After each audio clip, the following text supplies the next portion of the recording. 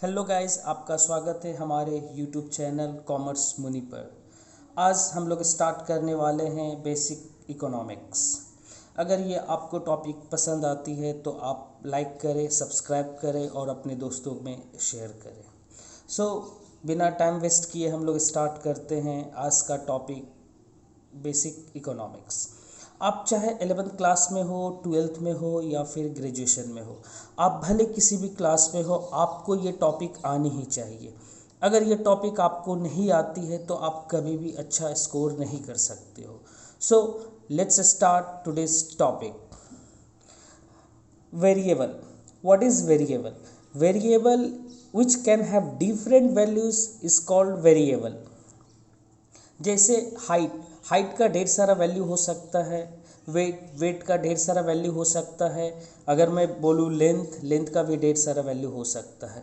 तो ये सारे चीज़ वेरिएबल कहलाते हैं, मतलब जिनका वैल्यू अलग अलग वैल्यू हो सकता है उन्हें हम लोग वेरिएबल बोलते हैं।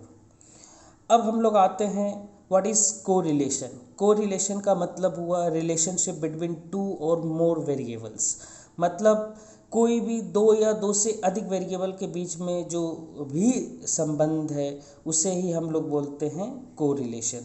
अब ये रिलेशनशिप कैसा हो सकता है दो या दो से अधिक वेरिएबल के बीच में? रिलेशनशिप या तो पॉजिटिव होगा या तो निगेटिव होगा या फिर कोई रिलेशन नहीं होगा। अगर मैं बोलूँ पॉजिटिव रिलेशन है, इसका मतलब ये हुआ कि एक वैल्यू अगर बढ़ रही है तो दूसरा भी वेरिएबल का वैल्यू मेरा बढ़ेगा। जैसे इसको हम एक्सप्लेन करते हैं। जैसे अगर मैं बोलूँ प्राइस एंड सप्लाई। आप कौन हो? आप प्रोड्यूसर हो या फिर आप सेलर हो? आप प्रोड्यूसर हो, आप मुझे बताओ, जब आपको अगर से आपको 5 रुपीज़ का प्राइस मिल रहा था तो आप इस 5 रुपीज़ पे आप सेल कर रहे थे 10 यूनिट्स। सपोज करो अब आपका मार्केट में आप जो प्रोडक्ट बेच रहे उसका प्राइस अब बढ़ के हो गया 8 रुपया, 8 रुपीज़। तो आप मुझे ये बताओ, अब आप ज़्यादा सेल करना चाहोगे या कम सेल करना चाहोगे? ऑब्वियसली आप प्रोड्यूसर हो, आप सेलर हो। जब प्राइस किसी भी चीज़ का बढ़ गया तो आप उस का ज़्यादा यूनिट सेल करना चाहोगे। से आपने 15 यूनिट सेल किए, ऑब्वियसली क्यों? क्योंकि प्राइस आपको अच्छा मिल रहा है तो आप ज़्यादा सेल करोगे। बट एक मैं और यहाँ पे केस ले रहा हूँ, ये सपोज करो 5 रुपीज़ में आप 10 यूनिट्स का सेल कर रहे थे। अब मैं बोल रहा हूँ ना कि अब ये 5 की जगह 2 रुपीज़ हो गया। तो अब मुझे अब बताओ, अब ज़्यादा सेल करोगे या कम सेल करोगे? ऑब्वियसली अब कम सेल करोगे। सो 2 रुपीज़ पे हो सकता है आप 6 यूनिट ही सेल करो। क्यों? प्राइस कम हो गया। तो आप क्या करोगे? जैसे ही प्राइस कम होता है आप बेचना ही नहीं चाहोगे। आप बोलोगे यार अच्छा खासा प्रॉफिट मिल नहीं रहा है तो मैं क्यों, मतलब उतना एक्साइटमेंट नहीं होगा माल बेचने को। अब जो बिका बिका, ज़्यादा एक्साइटमेंट नहीं होगा। लेकिन जैसे ही प्राइस आपका बढ़ जाता है आप चाहते हो जल्दी जल्दी मैं उसको सेल कर दूं। क्यों? क्योंकि आपको अच्छा खासा प्रॉफिट मिल रहा होता है। तो ये कैसा रिलेशन है? अगर प्राइस देखो, यहाँ पे प्राइस मेरा 5 से 8 हो गया, प्राइस क्या हुआ? बढ़ा। तो प्राइस बढ़ने के कारण मेरा क्या हुआ? सप्लाई भी बढ़ गया। यहाँ पे केस देखो, यहाँ पे क्या हुआ? मेरा प्राइस कम हुआ जिसके कारण आपने क्या किया? कम यूनिट बेचा। इसका मतलब सप्लाई भी कम हो गया। तो ये किस तरह का रिलेशन दिख रहा है? डायरेक्ट रिलेशन, मतलब एक बढ़ रहा है तो दूसरा भी वेरिएबल बढ़ रहा है और एक कम हो रहा है तो दूसरा भी कम हो रहा है। तो इसी को हम लोग बोलते हैं positive correlation. That means if one variable increases other variable also will increase, if one variable decreases other variable will also decrease। तो यही मेरा ये था पॉजिटिव कोरिलेशन। मतलब मैंने एक प्राइस को x मान लिया और सप्लाई को y मान लिया। मेरा एक वेरिएबल बढ़ रहा है तो दूसरा वेरिएबल भी बढ़ रहा है, एक वेरिएबल कम हो रहा है तो दूसरा वेरिएबल भी कम हो रहा है। तो अब नेक्स्ट हम लोग देखते हैं what is negative correlation. Negative correlation का मतलब हुआ हमारा अगर एक वेरिएबल बढ़े तो दूसरा क्या हो? कम हो। हमारा एक वेरिएबल कम हो तो दूसरा क्या हो? बढ़ जाए। इसका मतलब क्या, किस तरह का रिलेशन दिख रहा है? नेगेटिव रिलेशन दिख रहा है, इनडायरेक्ट रिलेशन दिख रहा है। इसको समझो। अगर मैं बोलूँ ना, आप अब आप कौन हो? अब आप कंज्यूमर हो। कंज्यूमर। अब आप मुझे ये बताओ, किसी भी प्रोडक्ट का अगर प्राइस 10 रुपीज़ है, 10 रुपीज़ पे आप उस कमोडिटी का आप टोटल 50 यूनिट्स खरीद रहे थे। अब मुझे बताओ, अगर इसी कमोडिटी, इसी गुड्स का प्राइस अगर 10 से अगर ये 6 रुपीज़ हो जाए, तो आप मुझे बताओ अब ज़्यादा मार्केट से खरीदोगे या कम खरीदोगे? ऑब्वियसली प्राइस कम हो जाता है तो फिर आप ज़्यादा खरीदोगे, से 70 यूनिट खरीदोगे।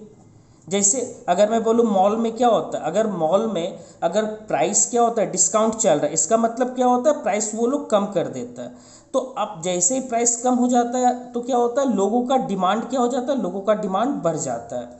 और क्या हो, अगर सेम सिचुएशन हो, प्राइस क्या हो, प्राइस यही हो 10 रुपया, और यहाँ 10 के जगह ना प्राइस अब क्या हो, 10 के जगह ये अब मैं डिफरेंट सिचुएशन ले रहा हूँ। 10 के जगह अगर प्राइस 8 रुपीज़ हो जाए, नहीं कम तो कर ही दिया ना, अब मैं बढ़ा रहा हूँ, 10 के जगह 15 रुपीज़ हो जाए प्राइस। अब मुझे बताओ, पहले 10 रुपया था इस यूनिट का प्राइस, तो आप 50 यूनिट मार्केट से खरीद के ला रहे थे। अब इसका प्राइस बढ़ गया, तो आप ज़्यादा खरीदोगे या कम खरीदोगे? ऑब्वियसली कम खरीदोगे, क्योंकि प्राइस बढ़ गया तो आप ज़्यादा नहीं खरीदोगे। आप से 15 रुपीज़ पे आपने खरीदा कितना, 30 यूनिट। यही तो होता है प्रैक्टिकली। जैसे ही अगर मान के चलो, मैं एक एग्जांपल ले रहा हूँ ऑनियन का।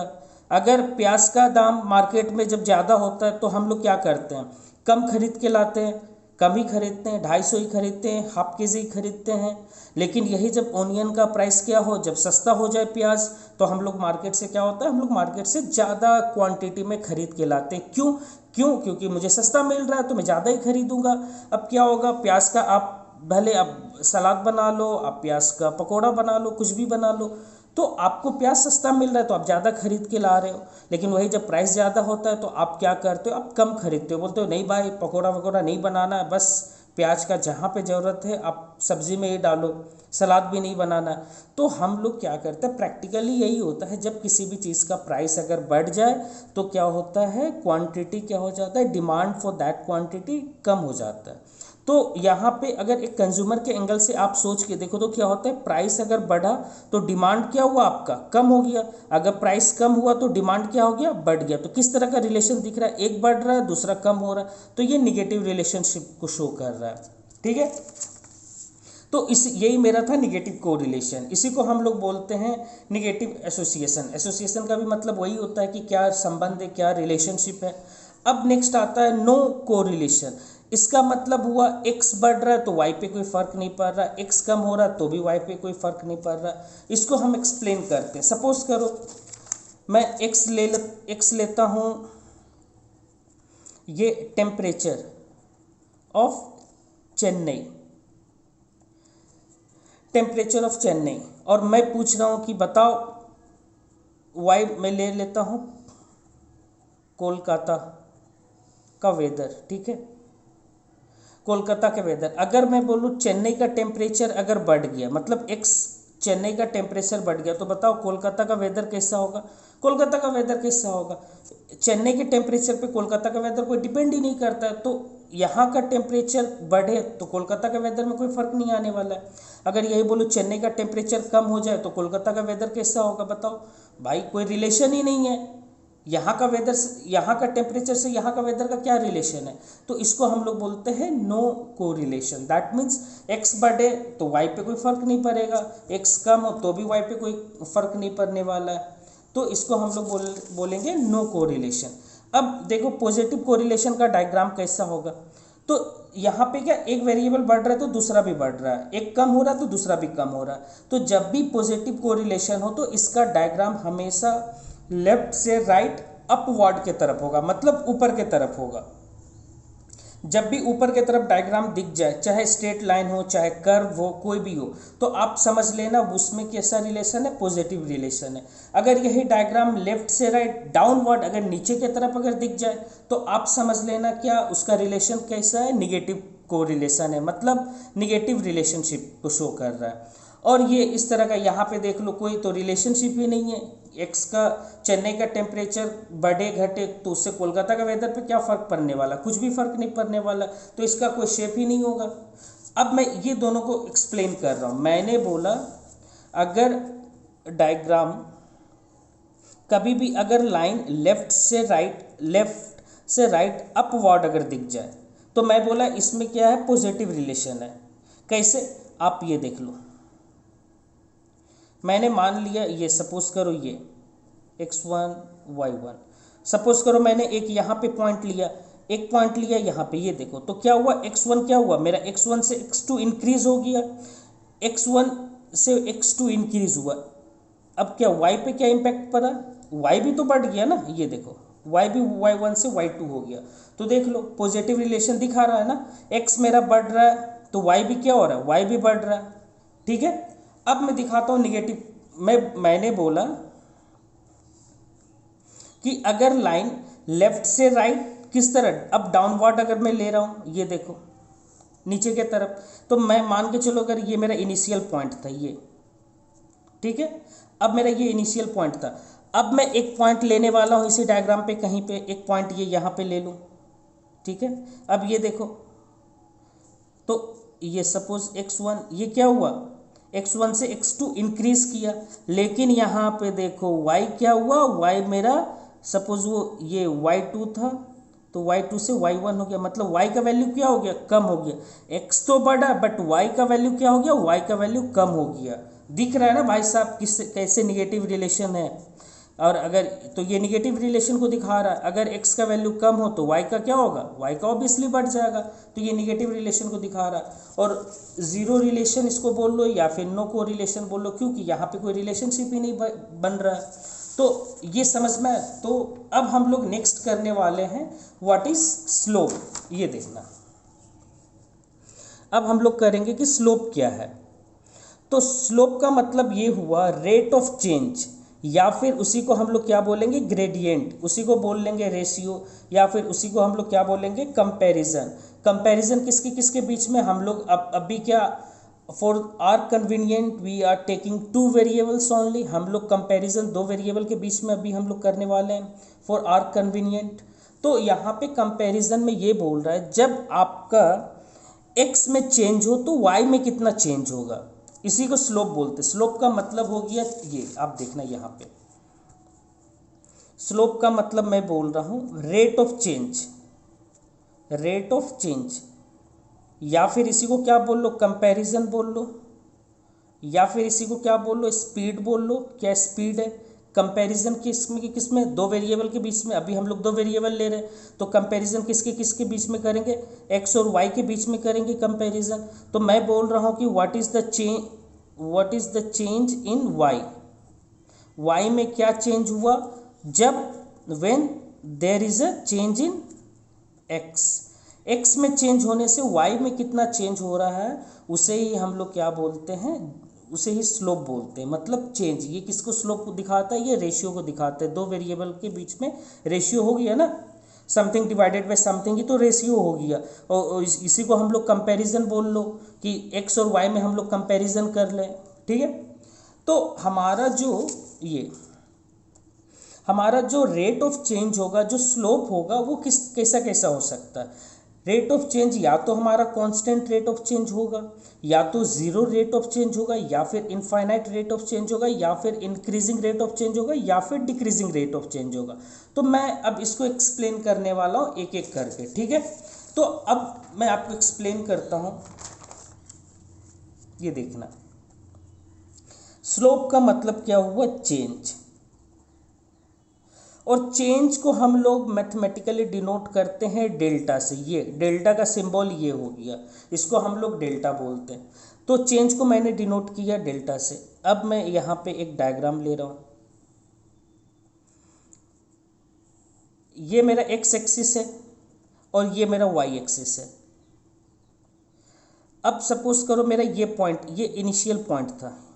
ठीक है, अब मैं एक पॉइंट यहाँ पे, अब मैं ये पॉइंट यहाँ पे ले रहा हूँ, तो ये देखना x1, अब ये यहाँ पे क्या हुआ, वैल्यू क्या हो गया, इंक्रीज हो गया, x2 हो गया। तो x2 में चेंज होने से, ये x2 में चेंज होने से मेरा y में कितना चेंज हुआ, तो देखो x2 में चेंज होने से तो ये हम निकाल लेंगे y में कितना चेंज हुआ। तो delta y divided by delta x, मतलब इसको हम लोग ऐसे पढ़ते हैं, एक्स में चेंज होने से वाई में कितना चेंज हो रहा है। तो यहाँ पे वाई है तो ऊपर क्या आएगा, डेल्टा वाई आएगा, और नीचे एक्स है तो नीचे क्या आएगा, डेल्टा एक्स आएगा। तो इसे ही हम लोग क्या बोलते हैं, स्लोप बोलते हैं। तो स्लोप का मेरा एक फॉर्मूला आ गया, स्लोप क्या आ गया, delta y divided by delta x. ठीक है, ये मेरा इसका फॉर्मूला आ गया। तो कभी भी स्लोप का फॉर्मूला पूछे, इसका मतलब क्या करना है, delta y divided by delta x करना है अपने को। और डेल्टा कब यूज़ करते हैं, डेल्टा यूज़ करते हैं जब स्मॉल चेंज हो। Delta denotes small change. Sir कभी कभी ना चेंज को लेकर ये बुक में डी भी यूज़ करते हैं। तो अगर कभी बुक्स में डी दिख जाए, d y divided by d x, तो ये भी स्लोप का ही फॉर्मूला है। बट डी यहाँ पे क्या, किसको, ये चेंज को ही डिनोट कर रहा है। बट ये कैसा चेंज को डिनोट कर रहा है, D denotes infinite small change, infinite small change को डिनोट कर रहा है। तो हम लोग के अभी जितना भी अभी हम लोग 11th में हो, 12th में हो, जहाँ पे भी हम लोग डेल्टा देखेंगे तो we are talking about a small change. But in graduation if you see d y divided by d x, that means they are talking about a infinite small change. Got it? Okay. अब हम लोग बात कर रहे थे constant rate of change. Constant rate of change का मतलब क्या हुआ कि हमारा जो चेंज है, ये एक जो स्ट्रेट लाइन कर्व होता है उस पर चेंज हमेशा क्या होता है, कांस्टेंट होता है। दैट मीन्स ये एक्सप्लेन मैं कर रहा हूँ, फिर से इसे देखना भाई साहब। एक स्ट्रेट लाइन है, इसका स्ट्रेट लाइन का स्लोप क्या बोल रहा है, स्लोप बोल रहा है कि स्ट्रेट लाइन पे कहीं भी सब जगह क्या होगा, स्लोप क्या होगा, चेंज सेम रहने वाला है। चेंज क्या रहने वाला है, सेम रहने वाला है। तो हम लोग ये बोल देंगे a straight line has always a constant और यूनिफॉर्म स्लोप या फिर यूनिफॉर्म चेंज। ठीक है, एक्सप्लेन कर रहा हूँ भाई साहब, आप थोड़ा ठंड रखिए। ये स्ट्रेट लाइन है, सपोज करो मैं ये ले रहा हूँ, ये देखना,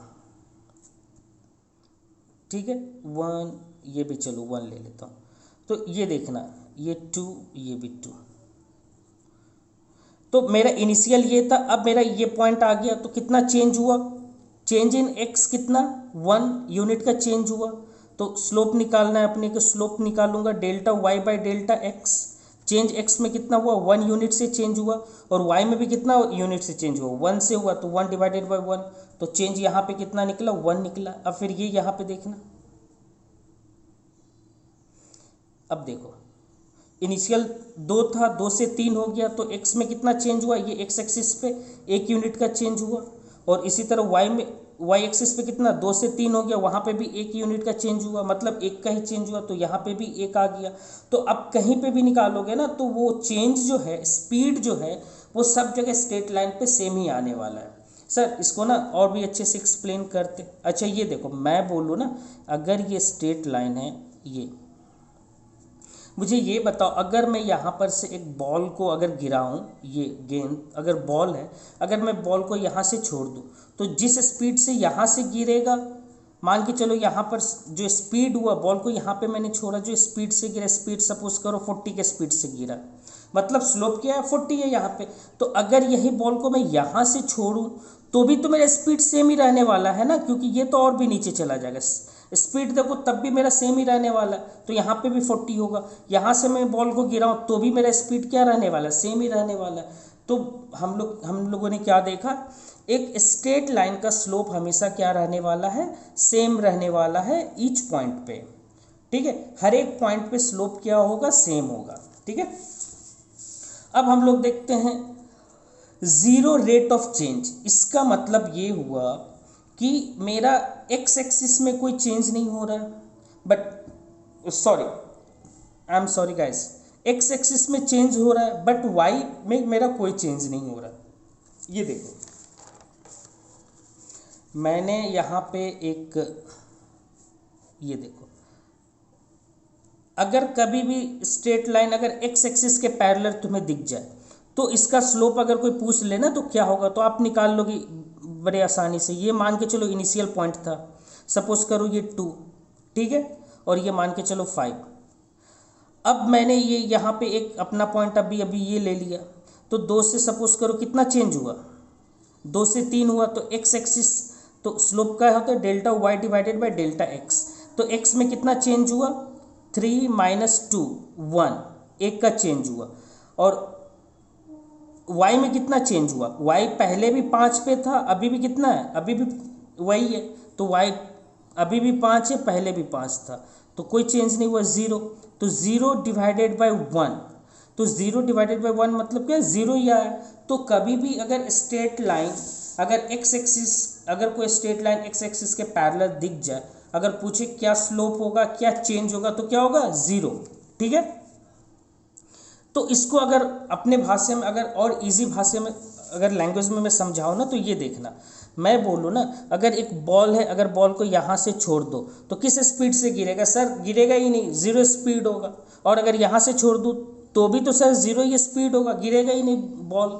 तो देख लो, ये स्पीड क्या है, स्पीड 0 ही होने वाला है। अगर इस तरह का अगर स्ट्रेट लाइन है, अगर यहाँ से बॉल को छोड़ दो तो कोई स्पीड, गिरेगा ही नहीं बॉल। अगर यही अगर यहाँ से छोड़ो तो सर यहाँ से, तो भी तो स्पीड सेम ही रहने वाला है। स्पीड कैसा रहने वाला है, 0 ही रहने वाला है। ठीक है। अब हम लोग देखते हैं इनफाइनाइट रेट ऑफ चेंज।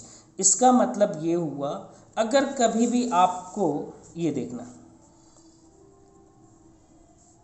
अगर कभी भी आपको वाई एक्सिस के पैरेलल अगर कोई लाइन दिख जाए, ये मेरा एक्स एक्सिस, ये वाई एक्सिस, तो स्लोप का मतलब पता है, हम लोगों ने देखा स्लोप मतलब delta y divided by delta x. ठीक है। तो स्लोप का मतलब ये हो गया, तो एक्स एक्सिस ये देखना 0, ये मान के चलो 5। ठीक है। मैं इनिशियल पॉइंट ये ले लेता हूँ 1। अब मैं चेंज को दिखा रहा हूँ। ठीक है।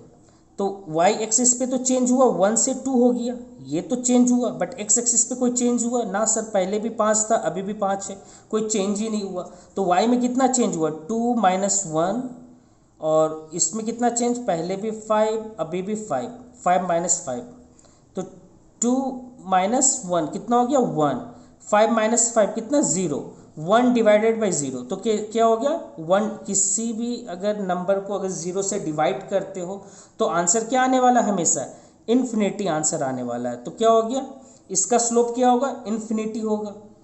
अगर इसको अगर और अपने लैंग्वेज में समझना चाहो तो ये देखो, अगर मैं बोलूँ अगर ये एक बॉल है, यहाँ से अगर बॉल को गिराओ तो किस स्पीड से गिरेगा, बहुत ज़्यादा स्पीड से गिरने वाला है। अगर यही बॉल को यहाँ से गिराओ तो भी स्पीड क्या, जो स्पीड यहाँ था वही स्पीड यहाँ रहने वाला है। इनफाइनाइट मतलब एकदम स्ट्रेट है, मतलब स्पीड कैसा होने वाला है, इनफाइनाइट स्पीड, मतलब स्पीड होगा। स्पीड क्या होगा, बहुत ही ज़्यादा स्पीड होगा। तो हम लोग यहाँ पे इनफाइनाइट बोल रहे हैं। ठीक है। अब हम लोग देखेंगे इंक्रीजिंग रेट ऑफ चेंज क्या है और डिक्रीजिंग रेट ऑफ चेंज क्या है। अब देखो, ये 3 पे तो हमें दिख रहा था स्ट्रेट लाइन, अब ये अचानक ये स्ट्रेट लाइन है या कर्व है, ये कर्व है। तो हमें एक चीज़ याद रखना है, स्ट्रेट लाइन का स्लोप हमेशा क्या होने वाला है, स्ट्रेट लाइन का स्लोप हमेशा सेम रहने वाला है at each point. But curve का क्या है, एक कर्व का ईच पॉइंट पे स्लोप क्या होगा, डिफरेंट होगा। क्या होने वाला है, डिफरेंट होगा। कैसे, देखो मैं बता रहा हूँ, ये देखो, इसको पहले इजी लैंग्वेज में समझ लो। अगर मैं इस तरीके से कर्व बनाया, ठीक है, मैं बोलूँ ना, अगर किसी बॉल को अगर यहाँ से गिराओ, अगर यहाँ से बॉल को गिराओ तो किस स्पीड से गिरेगा, सर यहाँ से तो ऑब्वियसली ज़्यादा स्पीड से गिरेगा। सपोज करो यहाँ 50 के स्पीड से गिरा, और सर अगर यही बॉल को यहाँ से गिराऊँ तो भाई साहब और कम स्पीड से गिरेगा। और सर यहाँ से गिराऊँ तो तब तो पूछो ही मत, ये तो बहुत ही कम स्पीड से गिरेगा, 1 की स्पीड से। तो वैल्यू देखो 1, 10, 50 इंक्रीजिंग है या फिर डिक्रीजिंग है, ऑब्वियसली इंक्रीज कर रहा है ना वैल्यू। तो अगर कभी भी अगर इस तरह का कर्व दिखे तो वो कैसा है, इंक्रीजिंग स्लोप है। क्या है, इंक्रीजिंग स्लोप है। ठीक है। और अगर कभी भी डायग्राम अगर आपको इस तरीके से दिख जाए, ठीक है, तो आप वैसे ही करके देख लो, एक पॉइंट यहाँ ले लो, अगर यहाँ से बॉल को गिराते हो तो स्पीड क्या होगा, सपोज करो 70, और यहाँ से अगर गिराओगे तो स्पीड क्या होगा, स्पीड कम ही होने वाला है से 30, और यहाँ से गिराओगे तो क्या स्पीड से गिरेगा, कम स्पीड से गिरेगा बॉल से 10, और अगर सर यहाँ से गिरा है तो यहाँ से गिरा है तो बॉल ही नहीं गिरेगा तो 0। तो वैल्यू देखो क्या हो रहा है, इंक्रीज हो रहा है या डिक्रीज हो रहा है, 70 30 10 0 डिक्रीज हो रहा है। तो कभी भी अगर इस तरह का कर्व दिख जाए तो उसका स्लोप क्या होगा, स्लोप डिक्रीजिंग स्लोप होगा। ठीक है, मतलब चेंज कैसा दिख रहा है, डिक्रीजिंग चेंज दिख रहा है, तो इसको हम लोग बोलेंगे डिक्रीजिंग स्लोप है। ठीक है, तो हमने देखा रेट ऑफ चेंज, स्लोप के हमने स्लोप देखा, रेट ऑफ चेंज क्या हो सकता है, कांस्टेंट हो सकता है, जीरो हो सकता है, इनफाइनाइट हो सकता है, या इंक्रीजिंग रेट ऑफ चेंज होगा या डिक्रीजिंग रेट ऑफ चेंज होगा। इंक्रीजिंग रेट ऑफ चेंज कब होगा, आप यहाँ से समझ पा रहे हो ना, इंक्रीजिंग रेट ऑफ चेंज कब होगा और डिक्रीजिंग कब होगा। और अगर ऐसे नहीं कर पाओ तो और एक तरीका है, आप चेक कर पाओगे। मैंने ये लिया, ठीक है, मैं एक ये पॉइंट इनिशियल पॉइंट ये ले लेता हूँ, तो सपोज करो ये 2 है, ये भी 2 है। ठीक है, एक पॉइंट मान के चलो ये ले लो। ठीक है, तो मैंने ये पॉइंट ले लिया, तो ये 2 से कितना हो गया, 2 से सपोज करो 3। बट ये देखो एक्स एक्सिस पे जितना इंक्रीज हुआ, वाई एक्सिस पे कितना इंक्रीज हुआ, वाई एक्सिस पे उससे ज़्यादा इंक्रीज हो गया। सब यहाँ पे सपोज करो 1 यूनिट से इंक्रीज हुआ, और यहाँ पे देखो दिख रहा है ना, यहाँ पे इतने का चेंज हुआ, बट यहाँ पे देखो इतना चेंज हो गया। तो वाई एक्सिस पे कितना चेंज हुआ, 2 से 4 हो गया। तो आप स्लोप निकाल लो। आपको अगर फॉर्मूला ही यूज़ करना है, delta y divided by delta x. X में कितना चेंज हुआ, 3 माइनस 2, वाई में कितना चेंज हुआ, 4 माइनस 2, तो 4 माइनस 2 कितना, 2, 3 माइनस 1, तो ये आपका चेंज आ गया।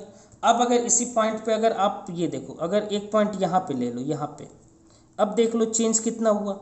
तो 3 से कितना हो गया मेरा, ये मान के चलो 3 से 3.5 होगा, मतलब 0.5 का चेंज हुआ। बट ये देखो यहाँ पे कितना चेंज हो गया, यहाँ पे बहुत चेंज हो गया, यहाँ पे कितना, यहाँ पे ज़्यादा चेंज हो गया, इससे 3 या 4 टाइम्स ज़्यादा चेंज हो गया।